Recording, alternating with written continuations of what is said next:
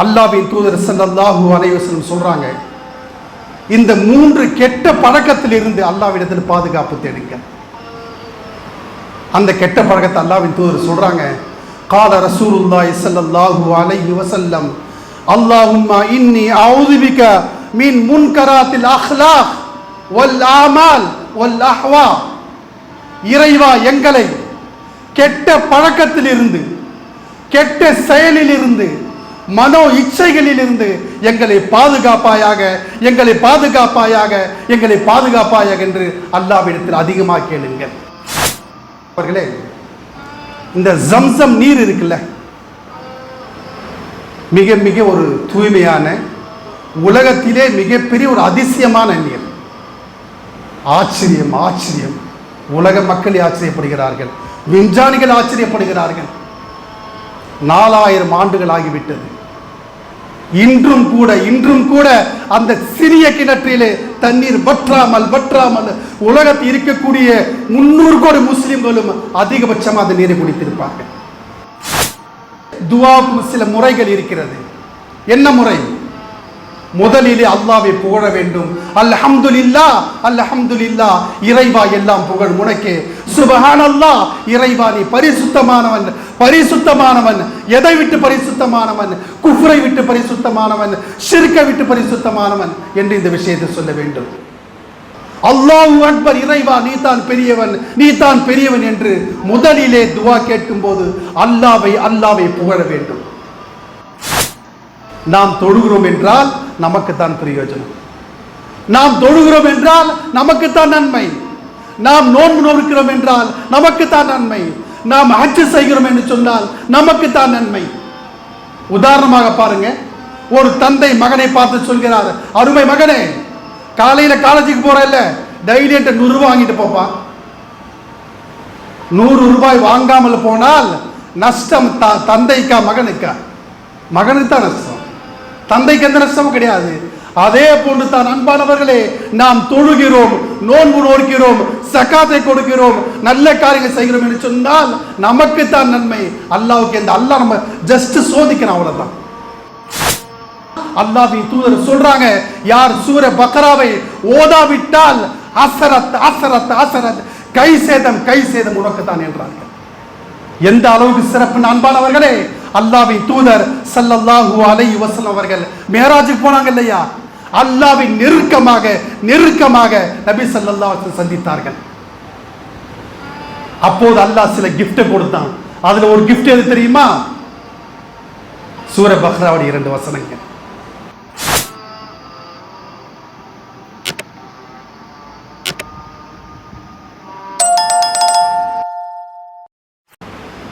السلام عليكم ورحمة الله وبركاته.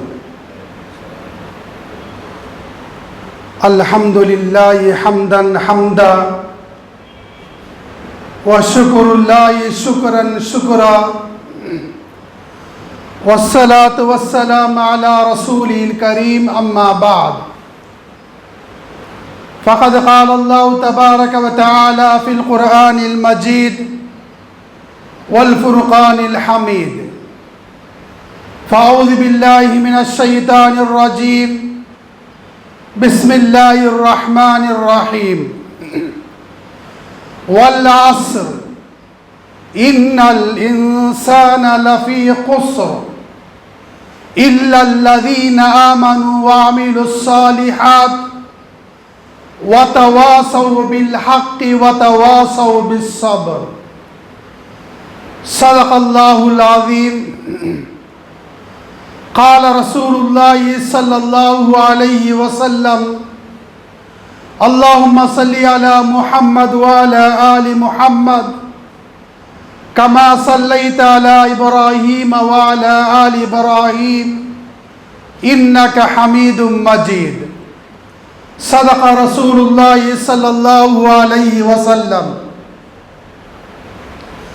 அளவற்ற அருளானும் நிகரற்ற அன்புடையவனுமாகிய எல்லாம் வல்ல அல்லாஹ்வுக்கே அனைத்து புகழும். சலாத்தும் சலாமும் எம்பெருமானார் ஸல்லல்லாஹு அலைஹி வஸல்லம் அவர்கள் மீதும், அவர்களின் குடும்பத்தார், சத்திய சஹாபாக்கள், தாபீன்கள், தபா தாபீன்கள், அத்துணை முஸ்லிம்களின் மீதும் குறிப்பாக நம் அனைவரின் மீது உண்டாகட்டுமாக. கண்ணியமிக்க அல்லாஹ்வின் நல்லடியார்களே, அல்லாஹ் ரப்புல் ஆலமீன் திருமறை குர்ஆனிலே அஸ்ர் என்று சொல்லக்கூடிய அத்தியாயத்திலே சொல்கிறான், வல் அஸ்ர், காலத்தின் மீது ஆணையாக, இன்னல் இன்சான லஃபீ குஸ்ர், மனிதர்கள் அனைவரும் நட்டத்தில் இருக்கிறார்கள், இல்லல்லதீன ஆமனு வஅமிலு ஸாலிஹாத், யாரை தவிர என்றால் யார் ஈமான் கொண்டு அமல சாலி செய்கிறார்களோ, வதவாஸவ் பில் ஹக், ஹக்கிலே நிலைத்திருக்கிறார்களோ, வதவாஸவ் பிஸ் ஸப்ர், சபரிலே நிலைத்திருப்பவர்கள். அதாவது அல்லாஹ் சுப்ஹானஹு வ தஆலா திருமறை குர்ஆனில் எந்த அளவுக்கு சொல்கிறான் என்றால், உலகத்தில் இருக்கக்கூடிய எல்லோரும் நஷ்டவாளிகள், ஆனால் 4 நபரை தவிர. ஒருவர் யார்? ஈமான் கொண்டவர். இரண்டாவது அமலே சாலி செய்தவர். மூன்றாவது ஹக்கை போதித்தவர். நான்காவது சபரிலே,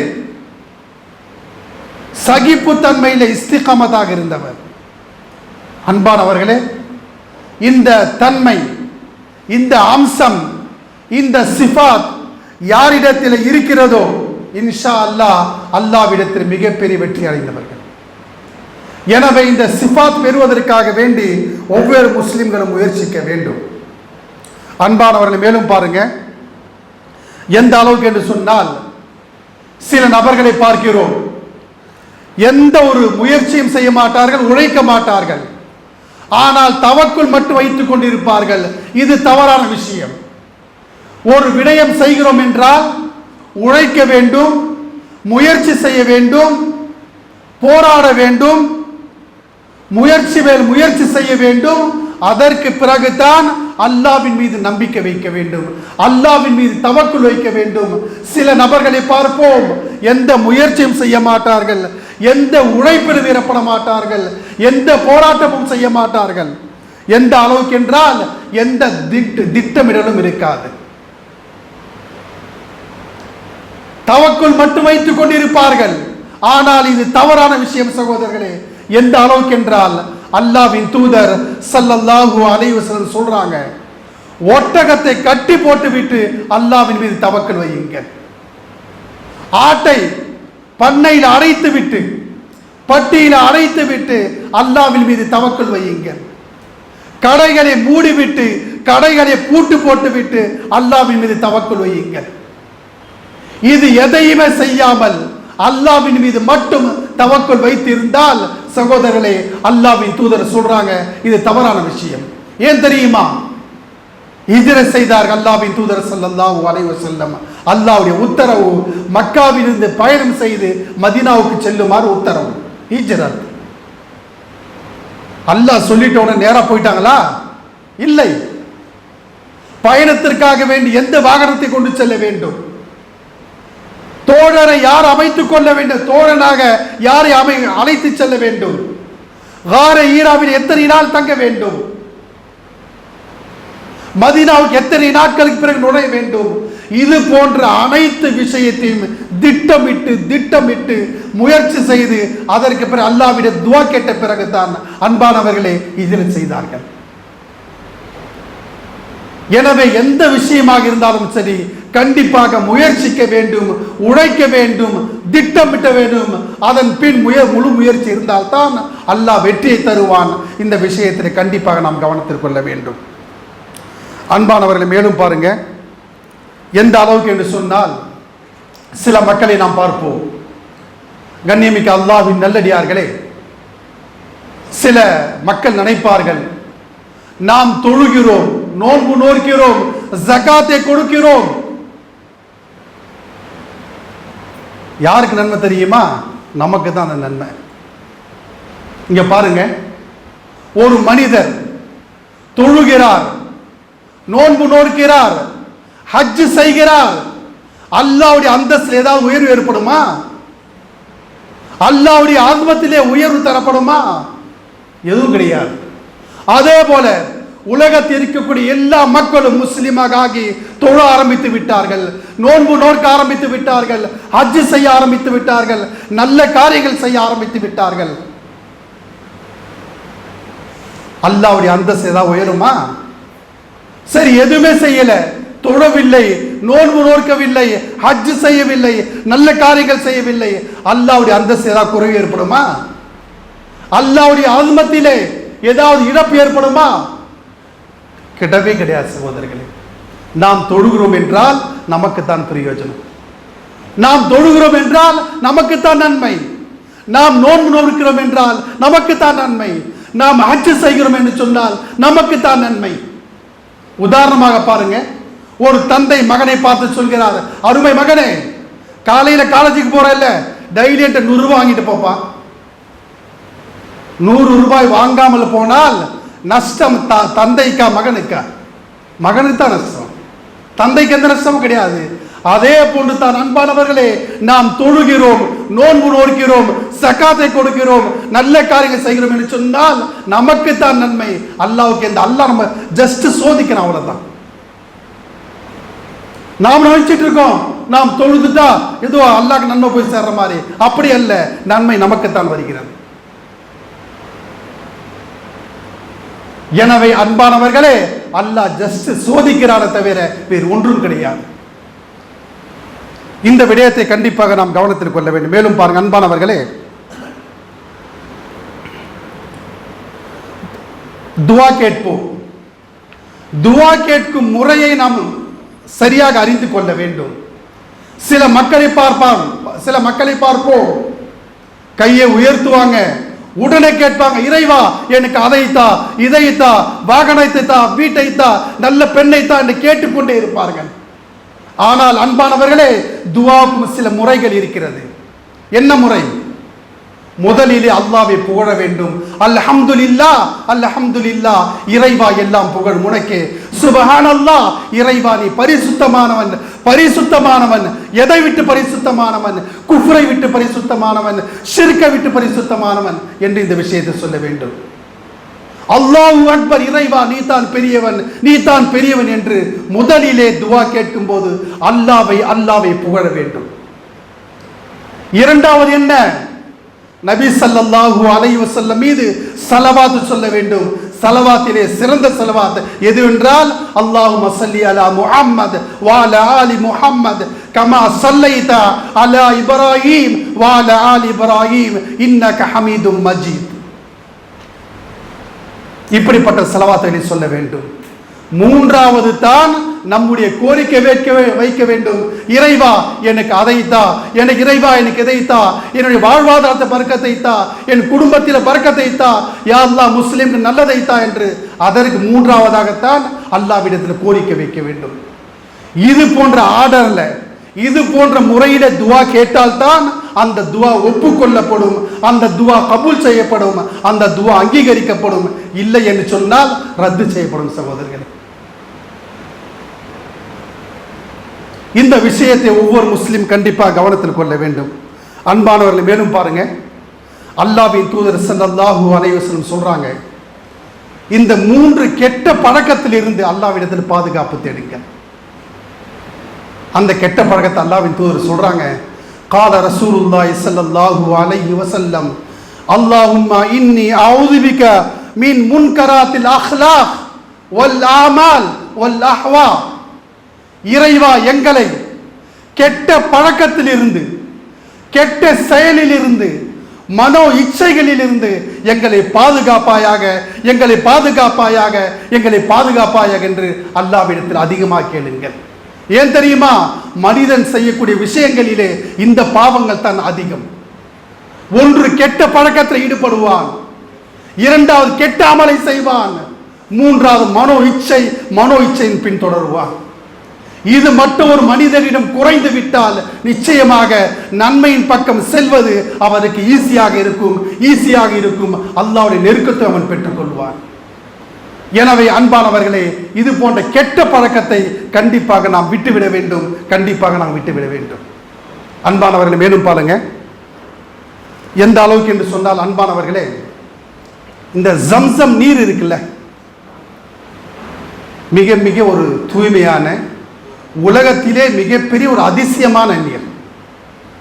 ஆச்சரியம், ஆச்சரியம். உலக மக்கள் ஆச்சரியப்படுகிறார்கள், விஞ்ஞானிகள் ஆச்சரியப்படுகிறார்கள். 4000 ஆண்டுகள் ஆகிவிட்டது.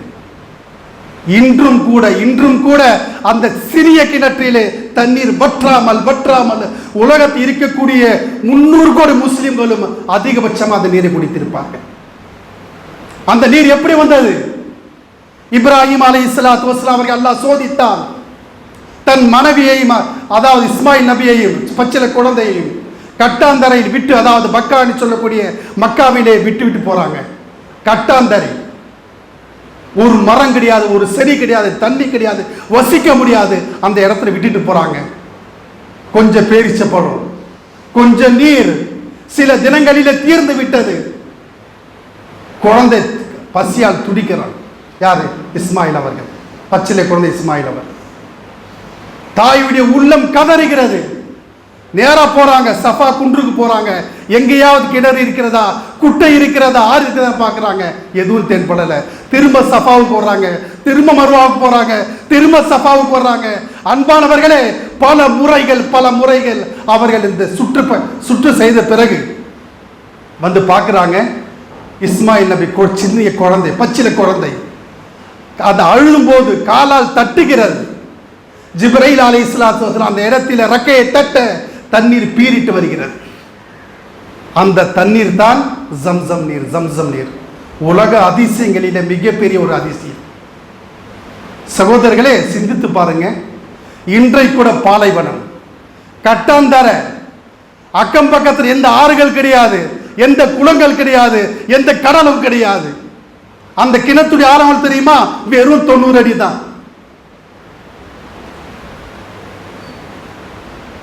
சகோதரர், சிந்தித்து பாருங்க. தண்ணீரை எடுக்கிறாங்க. உலக மக்கள் குடிக்கிறாங்க, வற்றவில்லை. அல்லாஹ்வுடைய அதிசயம் இதை விட வேற என்னங்க இருக்கும்? வேற என்ன பார்க்க முடியும்? எவ்வளவு பேர் வீரான ஏரி கூட சென்னைக்கு சப்ளை பண்ண 3 மாசம் வர மாட்டாங்க. இது உலகத்திலே பெரிய ஏரிகள் ஒன்று என்று சொல்கிறார்கள். உலக மக்களை குடிக்கிறார்கள். 300 கோடி மக்கள். குடிக்காதவர்கள் எனக்கு தெரிஞ்சு குறைவான மக்கள் தான் இருப்பார்கள்.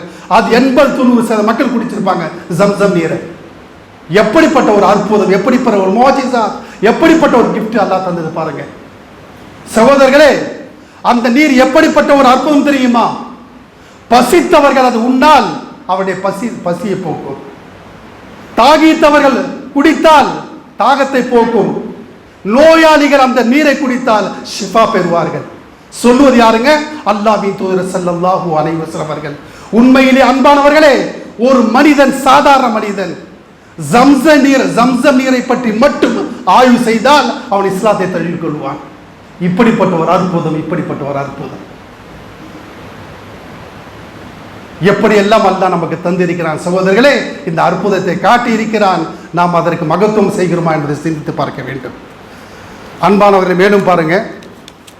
எந்த அளவுக்கு என்று சொன்னால், கண்ணியமிக்க அல்லாஹ்வின் நல்லடியார்களே, ஹிஜாப் இருக்குல்ல, இந்த காலத்துடைய முஸ்லிம் சில பெண்கள் கேட்பாங்க, கலரா ஹிஜாப் அணியலாமா, டிசைனா புர்கா போடலாமா, பல வடிவத்திலே துப்பட்டாவை அணியலாமா என்று கேட்கிறார். சகோதரர்களே, ஒரு காலத்தில் முஸ்லிம்கள் எப்படி இருந்தார்கள், எந்த அளவுக்கு என்றால், ஹிஜாபை பற்றி அல்லாஹ்வின் தூதர் ஸல்லல்லாஹு அலைஹி வஸல்லம் சொல்றாங்க. அல்லாஹ் குர்ஆனிலே உத்தரவிடுகிறான். என்ன சொல்றான் தெரியுமா?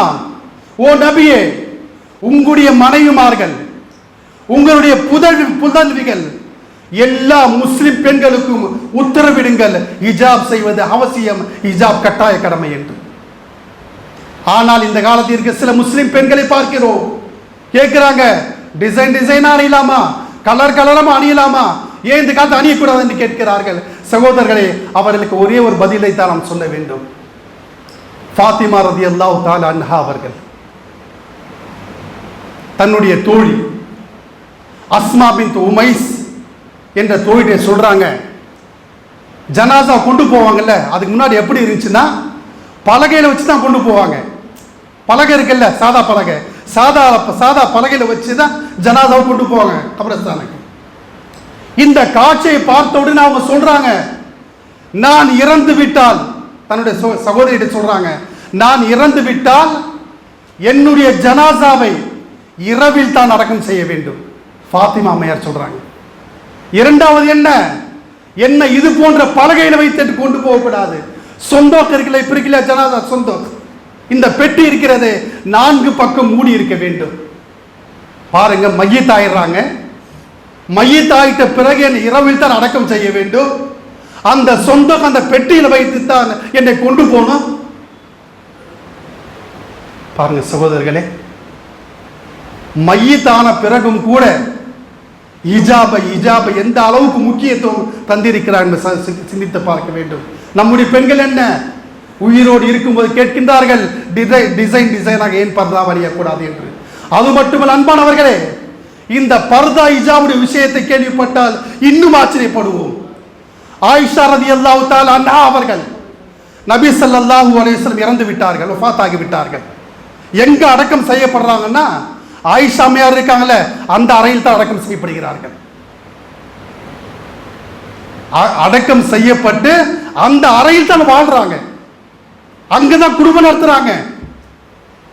திரும்ப அவர் கலீஃபா அவ்வல், அவர் ஆயிஷா அம்மையாருடைய தந்தையார் அபூபக்கர் சித்திக் ரலியல்லாஹு வஃபாத்தாராங்க, அதே அறையில் தான் அடக்கம் செய்யப்படுகிறார்கள். ஆயிஷா ரலியல்லாஹு தஆலா அவர்கள் அங்கே குடும்பம் நடத்துறாங்க, அங்கே தான் இருக்கிற, அந்த அறையில் தான் இருக்கிறாங்க. மூன்றாவதாக, அதாவது கலீஃபா உமர் ரலியல்லாஹு தஆலா வஃபாத்தானார்கள், ஷஹீதாக்கப்பட்ட வஃபாத்தானார்கள், அந்த அறையில் அடக்கம் செய்யப்படுகிறார்கள். சகோதரர்கள் சிந்தித்து பாருங்க, எப்போது உமர் ரலியல்லாஹு தஆலா அவர்கள் அந்த அறையிலே வந்தார்களோ, ஆயிஷா அம்மையார் அவர்கள் அந்த அறையை காலி செய்து விட்டு வெளியே போயிட்டாங்க. சஹாபாக்கள் கேட்டாங்க, ஏங்க 2 பேர் இருக்கும்போது இருந்தீங்க, இப்பயே வெளியே போயிட்டீங்க? அப்போது சொன்னார்கள், முதல் அடக்கம் செய்யப்பது என்னுடைய கணவர், இரண்டாவது அடக்கம் செய்யப்பட்ட என்னுடைய தந்தை, மூன்றாவது அடக்கம் செய்யப்பட்ட உமர் ரலியல்லாஹு தஆலா அவர்கள். அந்நிய ஆண், ஒரு அந்நிய ஆண் இருக்கும்போது நான் எப்படி அந்த குடும்ப வீட்டில் வாழ முடியும்? சகோதரர்களே, மௌத்தா போயிட்டாங்க, அடக்கம் செய்யப்பட்டாங்க, கபருக்குள்ள போயிட்டாங்க. இருந்தும் கூட ஹிஜாபை பர்தாவை எப்படி பேணிதாக யோசிச்சு பாருங்க. நம்ம என்ன செய்யற இந்த காலத்து பெண்கள் கலரா அணியலாமா, டிசைன் செய்து அணியலாமா, ஃபிட்டா அணியலாமா, சாரியை பார்ப்பதை விட இந்த காலத்து சகோதரர் புர்கா பார்க்கறது பல மக்கள் வந்துட்டாங்க. அந்த காலத்து ஹிஜாப் எப்படி இருந்தது, இந்த காலத்து ஹிஜாப் எப்படி இருக்குது பாருங்க. அதனால் தான் சகோதரர்களே பெரிய பெரிய வலிமார்களை பெற்று தந்தார்கள். இந்த காலத்து முஸ்லிம் பெண்கள் பல எப்படி இருக்காங்க, பல பெரிய பெரிய ரவுடிகளை பெற்று தர்றாங்க. எனவே அன்பானவர்களே, கண்டிப்பாக ஒவ்வொரு முஸ்லிம்களும் சிந்திக்கக்கூடிய விஷயம். அன்பானவர்களை மேலும் பாருங்க, எந்த அளவுக்கு என்று சொன்னால், கண்ணியமிக்க அல்லாஹ்வின் நல்லடியார்களே, சூரே பக்ரா இருக்குல்ல, சூரே பக்ராவுடைய கடைசி 2 வசனங்கள், ஆமன ரசூலு பிமா உன்சில இலை, ஒரு வசனம்.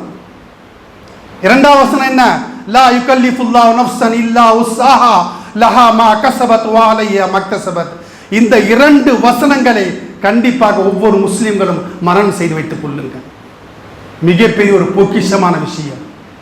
யார் இரவு நேரத்திலே தூங்கும் போது இந்த வசனத்தை ஓதிக்கொண்டு தூங்குவார்களோ, ஷைத்தான் அவனை தீண்ட மாட்டார். மலக்குமார்கள் பாதுகாப்பு தருவார்கள். எந்த வீட்டில் இது ஓதப்படுகிறதோ ஷைத்தான் விரண்டு ஓடுவான். எந்த வீட்டில் இது ஓதப்படுகிறதோ அல்லாஹ் சுப்ஹானஹு வ தஆலா பரக்கத்தை கொட்டு என்று கொட்டுவான். எந்த அளவுக்கு என்றால், அல்லாஹ்வின் தூதர் சொல்றாங்க, யார் சூரே பக்ராவை ஓதாவிட்டால் அசரத் அசரத் அசரத், கை சேதம் உனக்கு தான் என்றார்கள். எந்த அளவுக்கு சிறப்பு அன்பானவர்களே, அல்லாஹ்வின் தூதர் ஸல்லல்லாஹு அலைஹி வஸல்லம் அவர்கள் மேராஜுக்கு போனாங்க இல்லையா, அல்லாஹ்வின் நெருக்கமாக நபி ஸல்லல்லாஹு அலைஹி வஸல்லம் சந்தித்தார்கள். அப்போது அல்லாஹ் சில கிஃப்ட் கொடுத்தான். அதுல ஒரு கிஃப்ட் எது தெரியுமா, சூரே பக்ராவுடைய 2 வசனங்கள். எனவே அன்பானவர்களே, யார் தூங்கும் போது, இரவிலே உறங்கும் போது இந்த சூரே பக்ராவுடைய 2 வசனங்களை ஓதிக்கொண்டு தூங்குவாரோ, தஹஜ்ஜத் தொழாவிட்டாலும், கியாமுல் லைல் மறந்து விட்டாலும், அல்லாஹ் என்ன செய்ய தெரியுமா, அந்த நன்மையை அந்த மனிதருக்கு வழங்கி விடுகிறான். சொல்லுவது யார்? அல்லாஹ்வின் தூதர் ஸல்லல்லாஹு அலைஹி வஸல்லம்.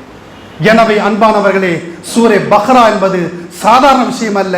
சூரே பக்ராவுடைய கடைசி 2 வசனங்களை அதிகமாக மனப்பாடம் செய்து வைத்துக் கொள்ளுங்கள். இன்ஷா அல்லாஹ் உங்களுக்கு எந்த பலா முசீபத் இருந்தாலும் சரி அகற்றப்படும், தூரமாக்கப்படும் என்று அல்லாஹ்வின் தூதர் சொல்றாங்க.